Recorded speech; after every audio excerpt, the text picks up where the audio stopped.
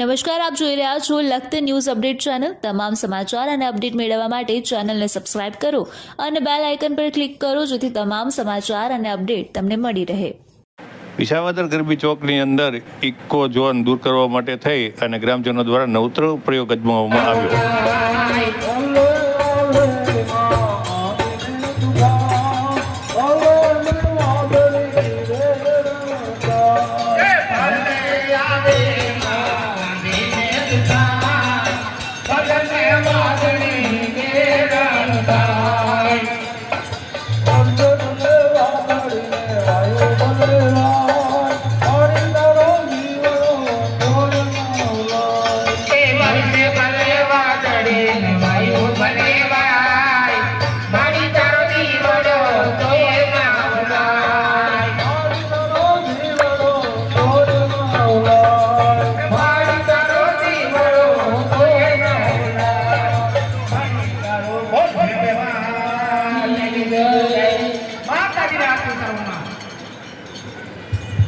રાણી જવાનથી camera ઉભા દો।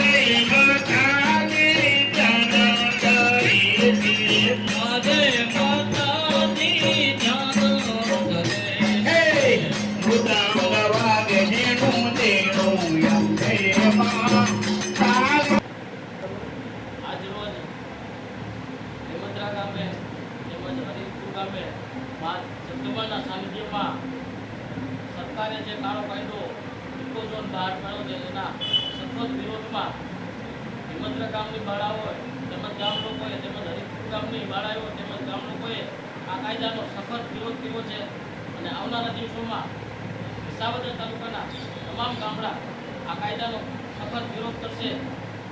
નમસ્કાર। આજે ગીરના ગામડાઓમાં જાણે ઇકો ઝોન વિશે આગ લાગી ગઈ હોય એવું લાગી રહ્યું। ગીરના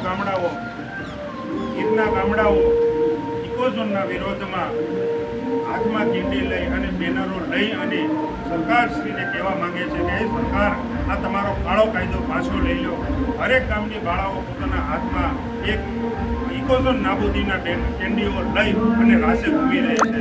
તો સરકારને પણ કહેવા માંગી કે બાળકોને પણ ખબર પડે છે કે આ ઇકો ઝોનનો કાળો કાયદો હટાવવો જોઈએ। તો હું સરકારને ભલામણ કરું છું કે સરકાર આ કાયદો હટાવો, નહીં તો અમારી ગીર ભાગી જશે।